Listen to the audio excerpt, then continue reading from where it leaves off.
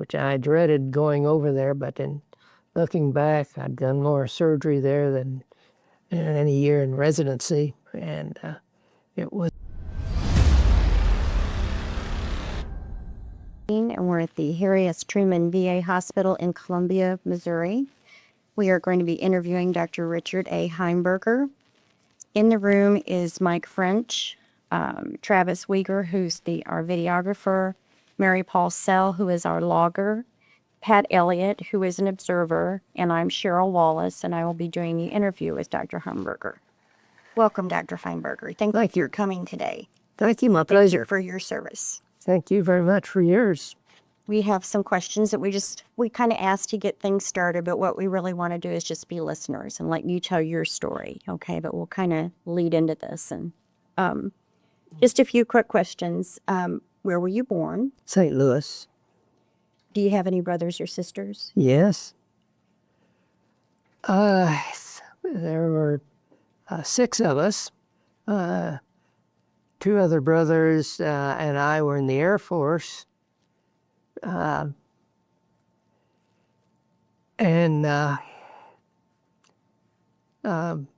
2 older brothers were in World War II, but my oldest brother was a neurosurgeon, and he became the Air Force consultant in neurosurgery and traveled around the world. And other brother was a flight instructor in Randolph Field in San Antonio, Texas, and he was General Patton, when he went through, noticed him and told him, "Don't send him overseas. He's too valuable as an instructor." And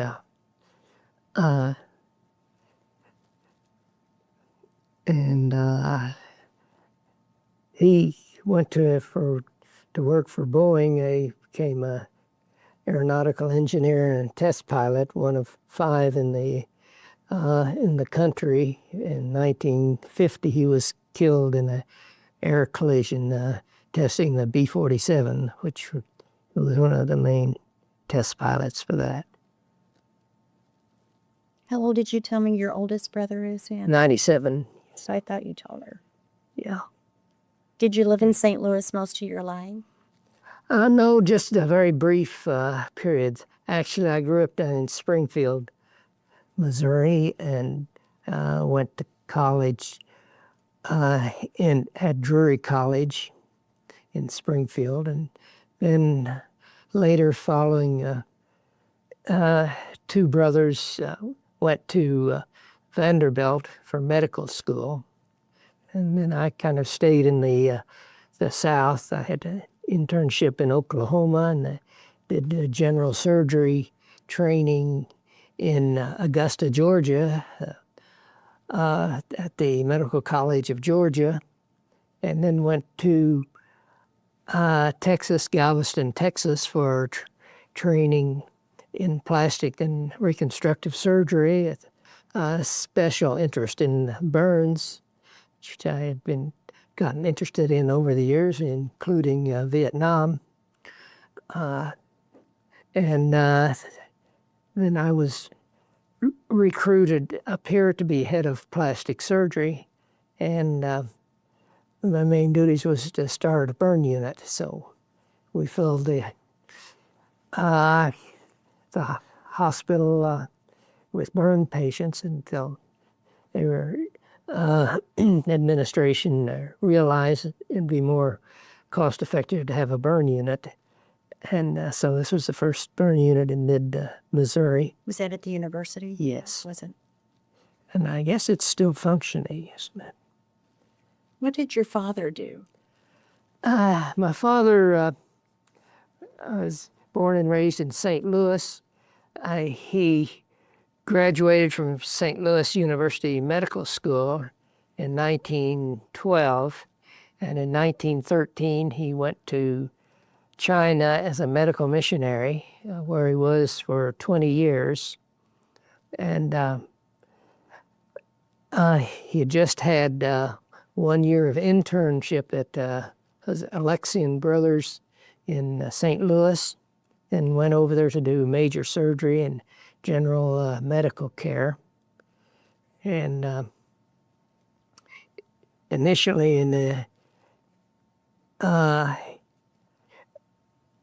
Shandong province, he was initially in Qingdao, I think, a small hospital, which is now grown to be a large medical center.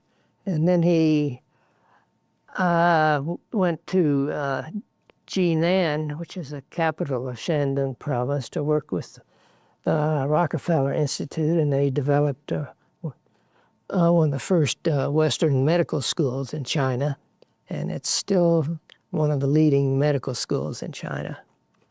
My dad was the fourth president of that hospital, and then he retired in 1934. We already had a family with 5 children, and he saw that Japanese were coming from the east, and Mao Zedong up from the west, and they were. He was even captured by a warlord for a while, but he got the family out because the oldest children were getting ready for college, and he wanted them educated here in the States. So he returned to St. Louis.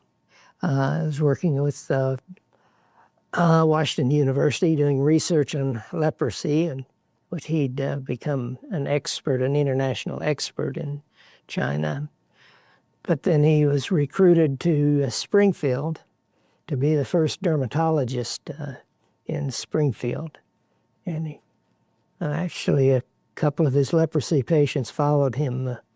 They were missionaries in China that had contracted leprosy. And so early in my childhood, I got to know a couple of leprosy patients. Actually, they were pretty well cured. What a storied medical history in your family. Yeah. That's incredible.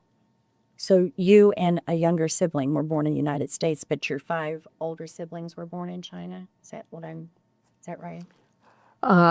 4 were born in China. My oldest sister, Louise, died in 1939. Come back to the States and was studying nursing and wanted to go back to China and teach nursing. But she died of tuberculosis in 1939. Was hospitalized down in Mount Vernon, Missouri.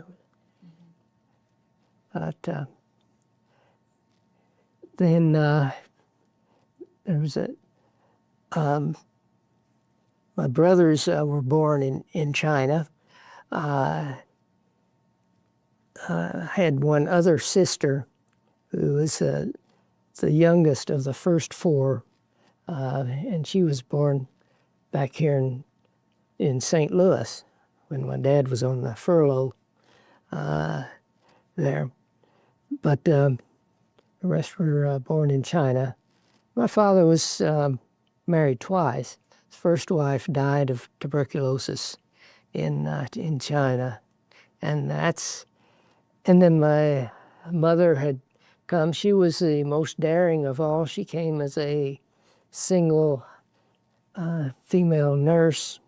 She was graduated from Vassar and trained at Columbia Presbyterian.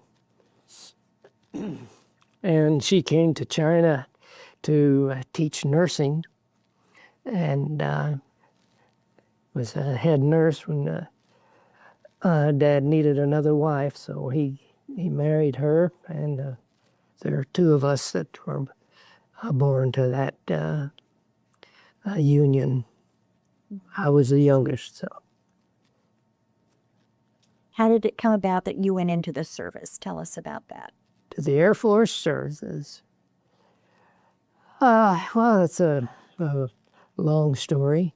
I was in medical school when wanting to be a medical missionary too, and then started the general surgery residency in Georgia, and I could see the Vietnam War coming along, and so as I mentioned, my oldest brother was an Air Force neurosurgeon, and he had contacts in Washington, so I was given the choice of where to be stationed, and I picked Lackland Air Force Base because it was one of the main teaching hospitals, and I was only 2 years through my residency in general surgery, and so it was an opportunity for me to learn. They said there was a vacancy there because there was a team going to Vietnam. When I got, so I volunteered for the Air Force, and it was a couple of months into my service there when I found out that the Vietnam team hadn't gone yet, but that I was on it. So that was my start in probably one of the best years of my life, which I dreaded going over there, but then looking back, I'd done more surgery there than in any year in residency, and it was a great experience, not only surgically, but getting to know the Vietnamese people, and since I had been born after my family had come back from China, I always wanted to go back, but China was closed, so I saw that as an opportunity to get as close to China as possible, and as I was the only non-volunteer on the Air Force first volunteer surgery team to help the civilian people, which was great. Actually, it's almost like a mission experience. But it was very gratifying and exhausting and exhilarating. So You were 28 years old at the time, right? roughly, yeah.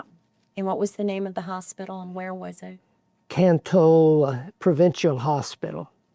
It was in the south part of Vietnam. The military called it Fourth Corps, right on the Mekong River.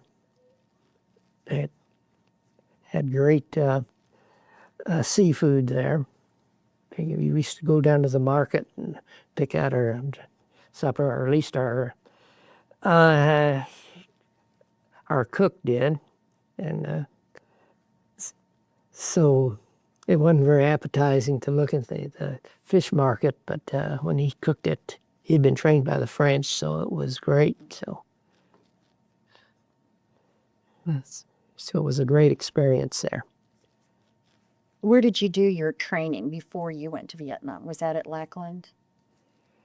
Yes, for the Air Force. Well, I had a little bit of training at Maxwell base in Alabama, Montgomery, Alabama. I guess they called it an orientation. And then I had training rotating through surgery services at Lackland Air Force Base before I went over there. So Now, were you married at this time? I just married just when I went into the service. Okay, and you were commissioned, Yes. and your highest rank was captain, is that correct? And how long were you in Vietnam? 1 year. 1 full year. Okay. Tell us about some of your experiences while you were there. Oh,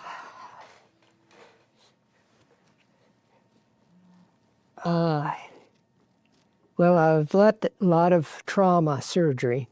I tell people, it's hard to say where the front lines were. I was asked whether I was on the front lines, but at night we could hear the artillery shells going overhead. So we figured we were pretty close to it, and went up on the bank building, the top of the bank building, which was the tallest building in town, and we could see dive bombers hitting some of those villages around us there. And we knew the next day there would be war casualties coming in by ox cart or by rickshaw or however method they could get there.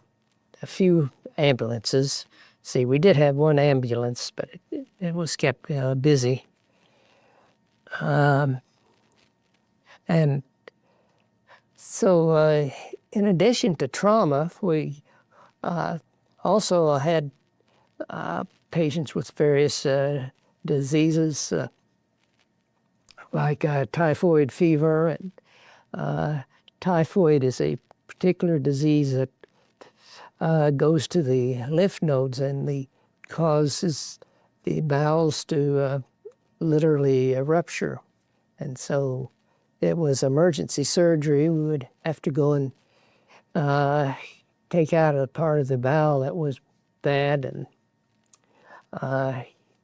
usually the people had eaten just before they came or something, and so that their contents were spread throughout the abdomen, so we'd have to wash them out. And up until then, it was largely a fatal disease, but we were able to save a number of them and take care of them. And then that's also where I got interested in plastic surgery. A number of burns and hand injuries and cleft lip and palate. And so though I had just had 2 years of general surgery training, we had to take care of all of these people, and I found out plastic surgery was where I could learn about hand injuries and burns, cleft lip and palate, and so that's really what inspired me to go into plastic surgery. And you did that when you came back to the States? Right. Right, yeah. I went to Galveston, Texas, where the University of Texas medical branch is for my plastic surgery training, one of the best programs in the country. And but it was heavy in burns. We had the Shriners first burn hospital for children there. And so we had a lot of children with various burns. I became interested in that, and that subsequently led to my invitation to come up here to Mizzou to help start the burn unit and head to plastic surgery. And your experience with the burns started basically in Vietnam, though, right? That's when you got probably an incredible amount of experience. Well, it made a real impression on me, but I'd actually been in my first 2 years of general surgery residency in Augusta, Georgia, at the Medical College of Georgia, taking care of a number of burn patients there. So that's where my first experience with burn patients were. What kind of shifts did you have to work? Is it every day? 24-hour-ish, till they were taken care of. Yeah. If we got too tired, we would relieve one another or something. But the shifts were determined by when the casualties came in, and couldn't always predict when they would come, but we knew when we saw the bombings that they would be coming in the next day. I suppose we got the survivors, or one that didn't. Some might die overnight on the way in or something. How big of a hospital was it? Well, it was just a couple of hundred beds. I think we expanded it to 300 or 400. But we had sometimes 2 or 3 small children, or 2 children to a bed, and the beds were pretty simple. So wire mesh and then a very thin mattress on it there. and sheets for part of the time, but a lot of our sheets would disappear because people would come and they'd lost everything, their clothes and everything, so they would take them to make clothes out of them. Thank goodness.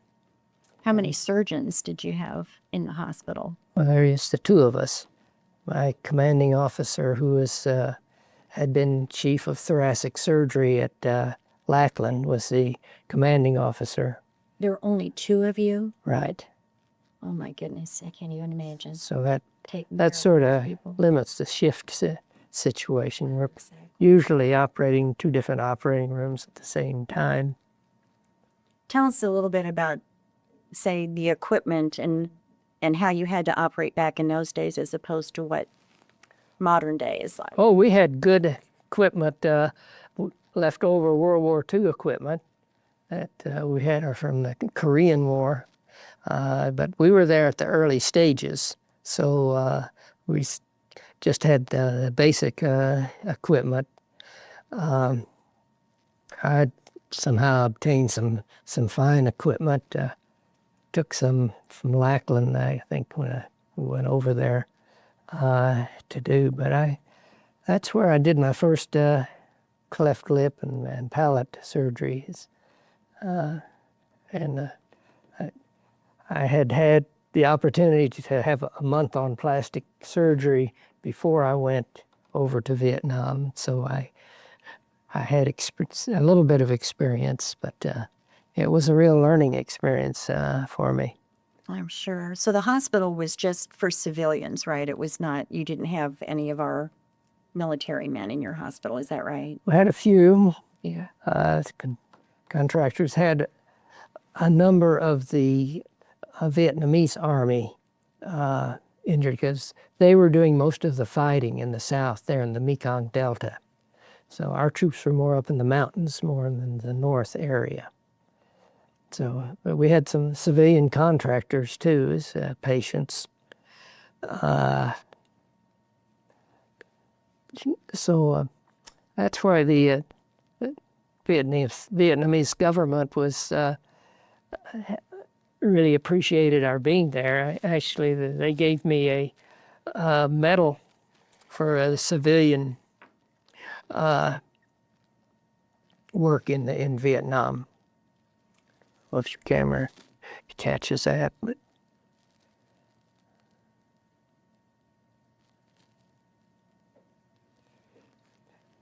You were also awarded the Bronze Star. Tell us about that. when I came back, all of our team members, the nurses and the radiologists, were also given the Bronze Star, I think. Where did you receive, how did you receive it? Was it a ceremony or? This was after we were back in the States. There was a brief ceremony at Lackland. Imagine the civilians there around your hospital treated you and your other surgeon very kindly. Oh, yes. You were Yes, oh yeah, they went out of their way. They very appreciative. Some of my most appreciative patients are ones that had children with the cleft lip and palate, and I repaired those there, and they gave me a couple of presents, a nice big plaque of Vietnamese art, chickens, and a lacquered plaque I've got hanging in the hallway at home. So an honor. How do you feel like you were treated when you came back? A lot of Vietnam veterans don't have good experiences. yeah, it was kind of ignored. I think certainly didn't have any big ceremony coming back, but I continued and finished out my career in the Air Force there at Lackland, and as a general medical officer. I did a couple more surgery rotations too to help, and then I went back to finish my general surgery training in Augusta, Georgia, at the Medical College at Georgia, and and was busy with that. And then went from there to Galveston for my plastic surgery training. But I was there in the South in the 60s during the civil rights demonstrations, and I could see a lot of that going on around me, but I was able to not get involved particularly. But my parents back here in Missouri were writing me and lauding Martin Luther King and telling how great he was. But all my buddies around me wanted to kill him. So I was kind of caught in the middle. So I was a quiet one. I kind of kept my mouth shut. But it was an interesting experience. How do you feel like the military probably changed your life? How did it mold you as time went on? Oh, it's taught me to be a more respectful person. It enhanced my surgical skills. I was very supportive. I got a very good impression of the military surgeons and hospitals. Wilford Hall was probably their model hospital. They sent all their cleft lips and palate patients and others there, and was able to go over to the Army Fort Sam, the burn unit there, to see that and see really the first burn unit in the country, I think, and helped show me how things would be done. And one of my plastic surgery instructors or professors there had been trained there at the Brooke Army Hospital, so he brought all the expertise over to help start we were just starting the the Shriners children's burn unit there. And so I think we had some of the best training and expertise for treating civilians as well as others. So that aspect, I really learned a lot there. Now, where was your wife while you were in Vietnam? Did she stay at Lackland? No, she was a medical student in Georgia, and so she was busy in medical school in Augusta, Georgia. But she was about in her third year, and she was we're hoping maybe she could come to Vietnam to study a little bit. But a month or two after I got to Vietnam, the civilians were all kicked out of it. American civilians were all kicked out, so she couldn't do it there. So she got a job in Bangkok at the Christian mission there, and did some work both there and up in Chiang Mai for the summer. And so I was able to fly over there and meet with her, and when she arrived in Bangkok, and another time when she was up in Chiang Mai, and then we went, before she left, we went to a beach somewhere in Thailand there. Beautiful beaches in that area of the world. Vietnam was a beautiful country. I could see it before it was all torn up. And they had beautiful, that's where I got a lot of these slides at home if anyone wants to convert them. It's the modern technology. But she came back to finish medical school, and then when I finished my term in the Air Force, I went back there and we've had 3 children. So your wife is a physician too. It's just all through your family. Yes, my first wife was.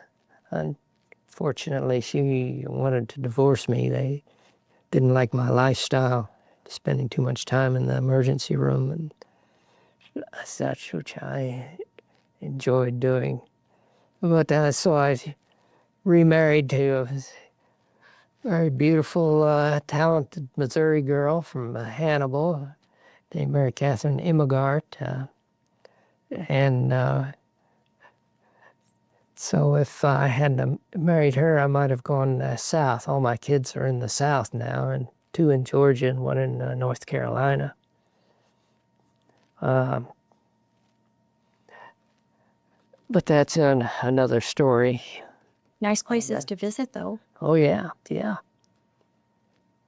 Any other experiences in Vietnam that stand out in your mind that haven't come up yet that you want to share with us?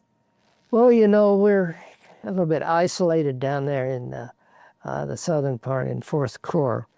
We couldn't go take drives out or go out on the Mekong River,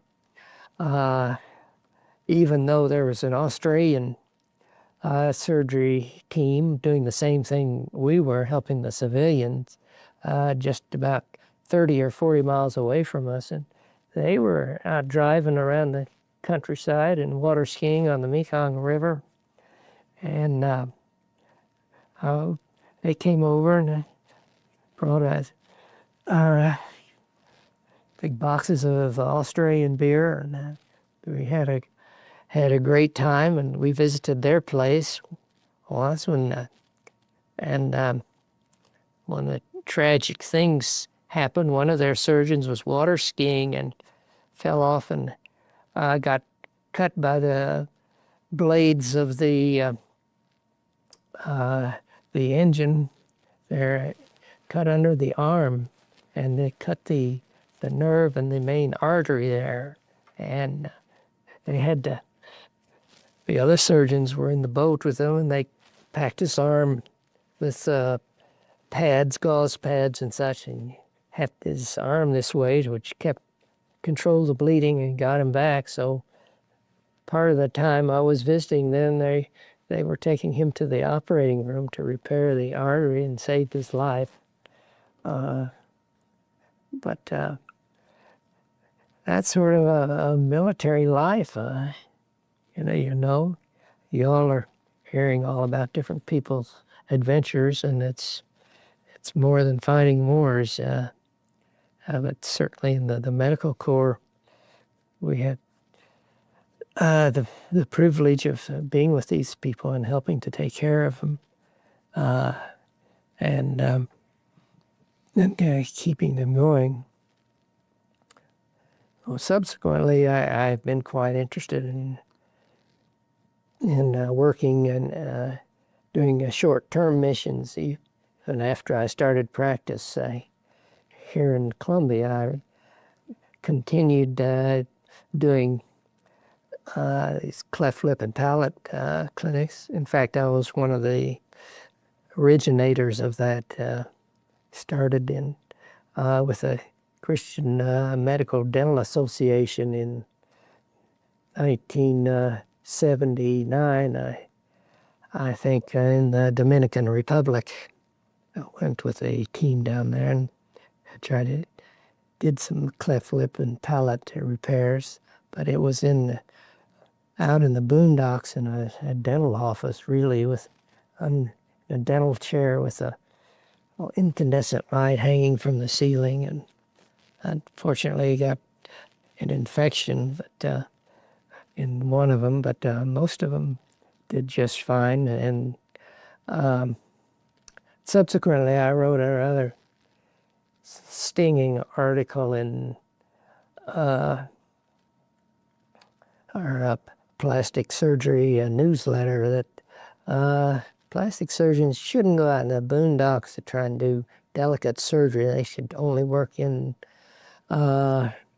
hospitals or surgical facilities that are really prepared to take care of these things and give modern do it. So this is where cleft lip and palate teams are doing now are working in established hospitals. We put together a set of 4 rules. There was a surgeon in Georgia that I met with a couple of times who had also been to Vietnam just before me. And we put an exhibit together to take around to several surgical meetings with the what we call the 4 C's of surgery care. And I think they may apply to work now. The first C is care, or caritas in Latin or something. It's for caring and compassion. You have to really like people and be committed to help them. The second is coordination. Have to coordinate to work with a local hospital and the medical system and the government. Sometimes have to get visas and other red tape as government. And also work with the Rotary clubs or the churches. I've done a lot of work with the Rotary Club. The third is communication. You have to communicate between all of these different people, which I think is something we're still having trouble with here, and I think you need to make a commitment to that. And then the fourth is continuation. To continue care after we leave, have someone there who can take care of any complications, and actually to bring people in and get them ready for surgery before we arrive there. So it's a long process there. So we're using those 4 C's. I've taken it to several surgery meetings, and really here at Missouri State Medical Association, I've used this several times. And this last year we had, this last month, met in St. Louis, and our Christian Medical Association has had a program for the last 10 or 15 years on the tail end of closing session of the State Medical Association. And this past year we did it on hope, that there is hope in medical care. Some people don't like the new system that is coming down the bend, sometimes called Obamacare, or the Affordable Care Act, which is questionably affordable or actually caring. So these are important things, and so we try to do something on ethics for each medical session there. And so a lot of these experiences come from the work overseas. So I've done short-term medical mission work, usually for a week or two in various countries. After the Dominican Republic, I went to Korea, where I've been there 3 times and helped them start a burn unit over there, and teach them about cleft lip and palate. And then went to India, where I've been there 4 times and helped them start a children's burn unit at the Christian Medical College in Vellore, India. So they had a adult burn unit that was taking care of. They have a lot of women over there who set themselves on fire in protest, or their husbands set them on fire because their dowry wasn't enough or something. Things like that. So that was a big problem. So needed the kids away from that environment. So I helped them set up a children's burn unit that's run by pediatric surgeons there too. I see all things as result of the work in the Air Force. And I've also done work in Peru through the auspices of our church down there. And actually took my 3 kids, they were teenagers then, down to Peru, and we went up to Machu Picchu and did some exciting things there. And my oldest daughter stayed and helped me in the operating room for a while. And so those are really great life enhancers that I think the Air Force helped me to.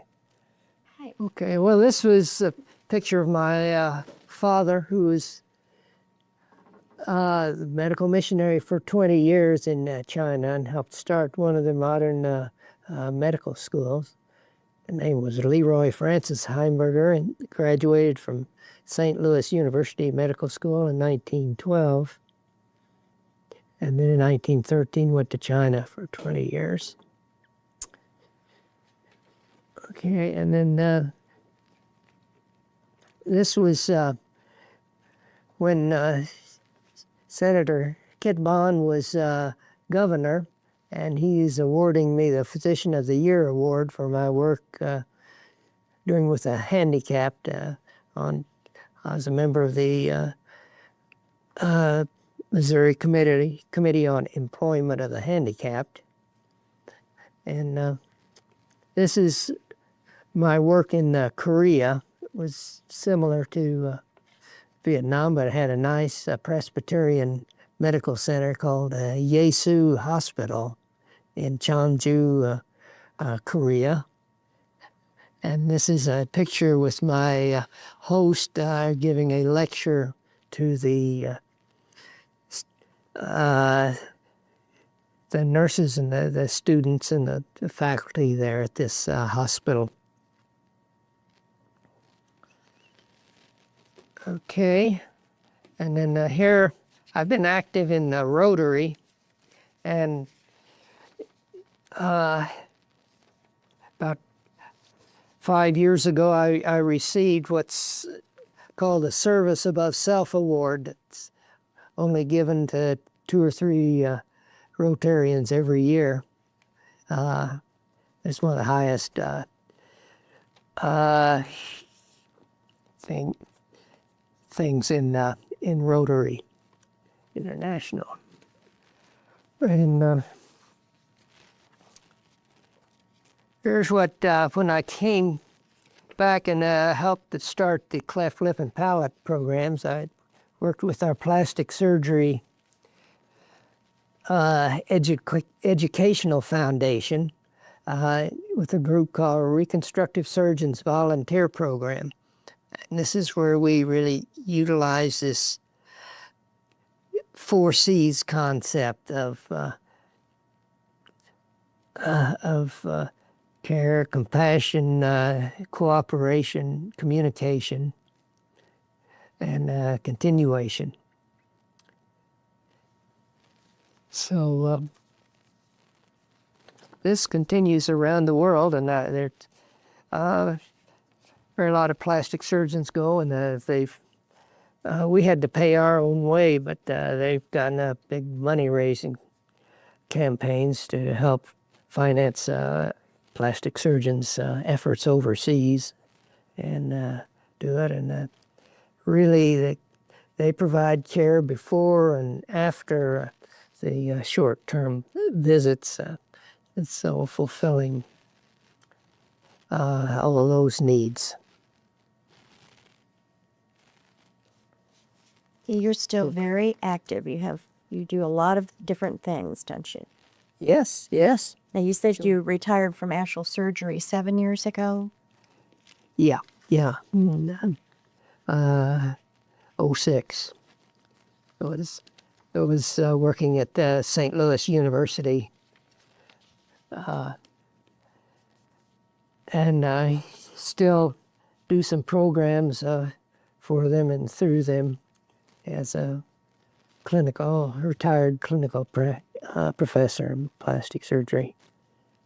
Have you kept up with any of the people that you were in the Air Force with? I did for a few years with Dan Campbell, who was my commanding officer, and he became the commandant at Scott Air Force Base there in Illinois for a while, at least for the medical care at the hospital there. But then I've lost track of all the rest of them. Have you ever gone back to Vietnam?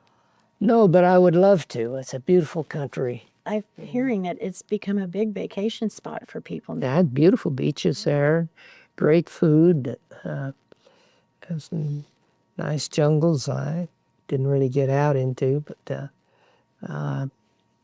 they have a French heritage, which at least when I was there, they were still enjoying that cuisine also. And then through Rotary, right now we have a project that we're doing with the Douglas High School here in Columbia, the alternative high school, to mentor high school students. In our Rotary has a 4-way test that we like to use when we think, when we talk, when we work. The first principle is it the truth? It must be true, or we're in dangerous waters. Second, is it fair? Fair to all concerned?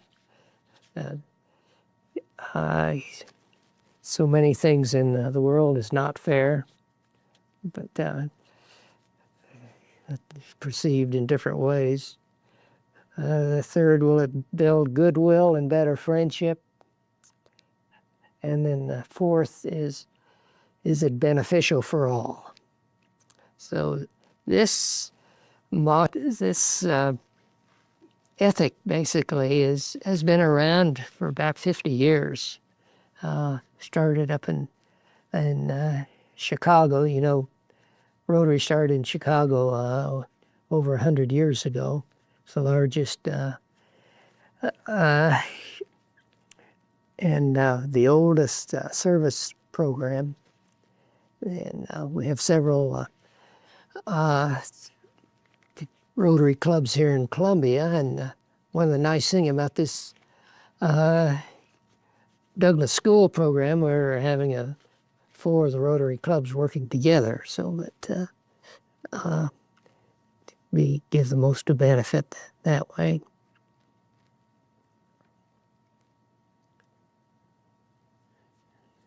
Is there anything else that you'd like to add that we haven't touched on? Something you would like to share that We've missed. We're through our church. Currently at the Newman Center, we have a project down to El Salvador, and send some nurses and a group down there every year over spring break, and doing the same type of work. And also this influences our working with the State Medical Association, putting this program on. We like to give some ethics program. I think ethics are, particularly virtue ethics, is not being used as much as it should, as we should do it. And so we've been talking about that. We've had several programs on international missions as part of the State Medical Association program on certain years. And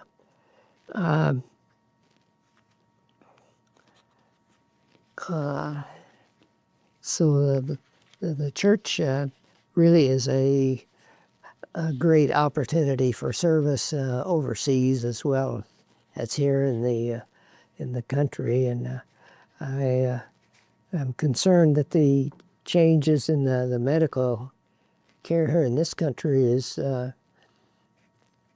really changing the way some people practice medicine, and I think we're losing some of the compassion and caring that I was brought up with the art of medicine. Medicine is more than a science. Actually, it's our Western medicine is a growth out of the union of science and religion. As science actually got started in large part in the monasteries in the Middle Ages, and hence church-based hospitals are some of the largest hospital systems in the country. St. Mary's, where I used to work with in Jefferson City, and St. Louis University, and others for charitable hospitals. And I think missions is one area which is a very clear demonstration of the union of science and religion. So my dad practiced medicine, missionary medicine in China for 20 years. With the communists running the country, when I went back for the first time to visit the hospital there in 2006, found that couldn't really talk about religion, but they loved our science. They were very enthusiastic about the science. So I think the churches could almost take ownership of science because we developed it, and science was developed to tell the how and why certain beliefs that we had occur, and what's true and what's not true.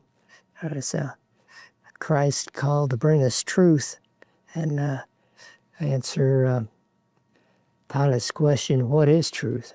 I think there is still not a clear understanding of that. And and ethics is another area which really brings together both religion and science. And this was demonstrated remarkably with the Nuremberg war trials of the Nazi war criminals. And that was also the birth of the World Medical Association, which my dad and I both have joined. And it's the main ethical body around the world for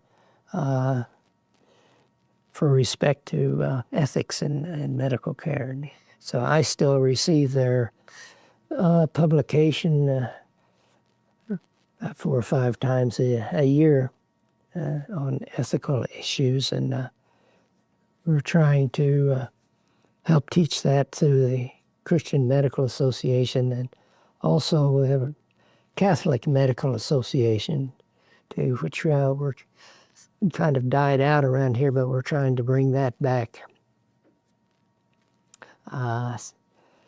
So I think they'll have to realize that the higher power in God is in control, no matter what we earthlings fail to do or do what we shouldn't do. Well, I would certainly like to thank you for coming here today and sharing your story, and thank you for your service. Well, you're certainly welcome. Thank you for this opportunity. Absolutely. You don't have anything else? I guess we'll conclude the interview. I don't know what else. Hi, I'm a spokesperson for World War Heroes Chronicles. Every day we lose more veterans and the stories that shaped our world. Actors and movies aren't the real history.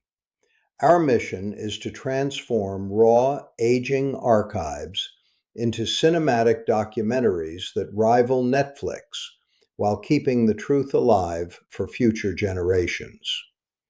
To support the channel, you can become a digital librarian on our Patreon for just $5 a month. Your support directly funds the high-definition restoration of these rare records.